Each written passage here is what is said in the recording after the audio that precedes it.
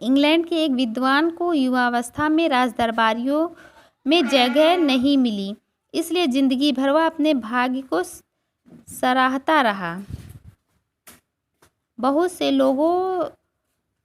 से लोग तो इसे बड़ा भारी दुर्भाग्य मानते, पर वह अच्छी तरह जानता था कि वह बुरे लोगों की संगत में पड़ता तो उसकी आध्यात्मिक उन्नति में बाधक होते। बहुत से लोग ऐसे होते हैं जिनके पल भर साथ से भी बुद्धि भ्रष्ट हो जाती है, क्योंकि उनके द्वारा ऐसी ऐसी बातें कही जाती हैं जो कानों में नहीं पड़नी चाहिए।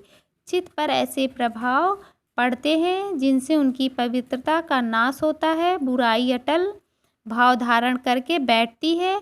बुरी बातें हमारी धारणा में बहुत दिनों तक टिकती है। इस बात को प्राय सभी लोग जानते हैं कि भद्दे व फूहड़ गीत जितनी जल्दी ध्यान पर चढ़ते हैं उतनी जल्दी कोई गंभीर या अच्छी बात नहीं आती। एक बार एक मित्र ने मुझसे कहा कि उनसे लड़कपन में कहीं से बुरी कहावत सुनी थी जिसका ध्यान वह लाख चेष्टा करते हैं कि ना आए, पर बार बार आता है। जिन भावनाओं को हम दूर रखना चाहते हैं, जिन बातों को हम याद करना नहीं चाहते, वे बार बार हृदय में उड़ती और बंधती हैं। अतः तुम पूरी चौकसी रखो, ऐसे लोगों को साथी न बनाओ जो अश्लील, अपवित्र और फूहड़ बातों से तुम्हें हंसाना चाहें।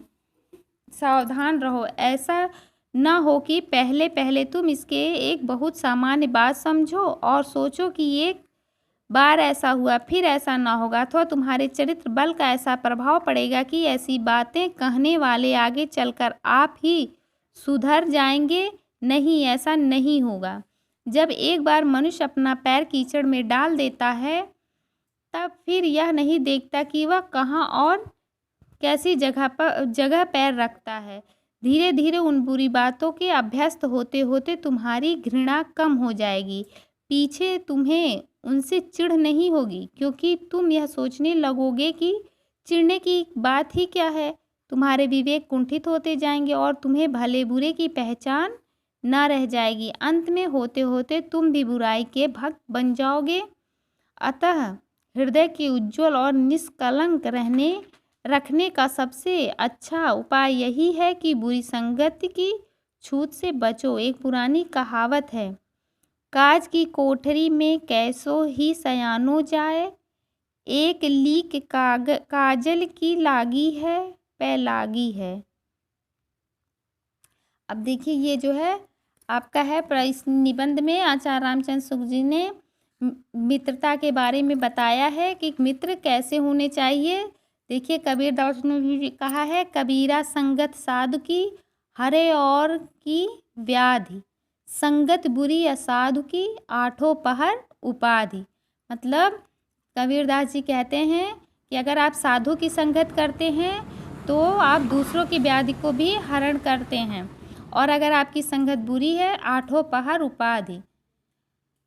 उपाधि का मतलब, अगर आप चोरों की संगत करते हैं तो आप भी चोर हुए, उनमें जो बुराइयां हैं उसके साथ चोरी किए तो चोर की उपाधि मिली, आगे फिर कोई बुराई किए उसकी उपाधि मिली। इस तरह हुआ इसका आपका भावार्थ यह है। ये प्रस्तुत निबंध आचार्य रामचंद्र शुक्ल जी ने लिखा है। सच्चा मित्र भाग्यशाली व्यक्ति को ही प्राप्त होता है। इस निबंध में लेखक अच्छे मित्र के गुण अवगुण को समझाता है। लेखक कहता है कि यदि हमें मित्र अच्छा मिल जाए तो हमारे कार्यों में उन्नति होगी, क्योंकि वह व्यक्ति हमें उन्नति के रास्ते पर ले जाएगा, प्रेरित करेगा। परंतु इसके विपरीत अगर हमारा जो है बुरे व्यक्ति से संगत हो गई तो वह हमारे कार्यों में जो है अवनति डालेगा, क्योंकि वह व्यक्ति हमें गलत रास्ते की तरफ ले जाएगा। इसलिए लेखक कहता है कि हमें मित्रता भी व्यक्ति को जांच परख कर ही करनी चाहिए, क्योंकि अपने मित्रों के अवगुणों को छिपाकर गुण को प्रकट करना, उसे सद्मार्ग की ओर प्रेरित करने का गुण प्रत्येक व्यक्ति में नहीं होता। जिंदगी में माता पिता तथा गुरु के साथ मित्र का भी महत्व है। इस निबंध के माध्यम से लेखक मित्रता के महत्व को समझाना चाहते हैं और आपको समझाए हैं। आप इसे ध्यान से समझिए और याद रखिए। अब ये आपका अध्याय पूरा हुआ। धन्यवाद।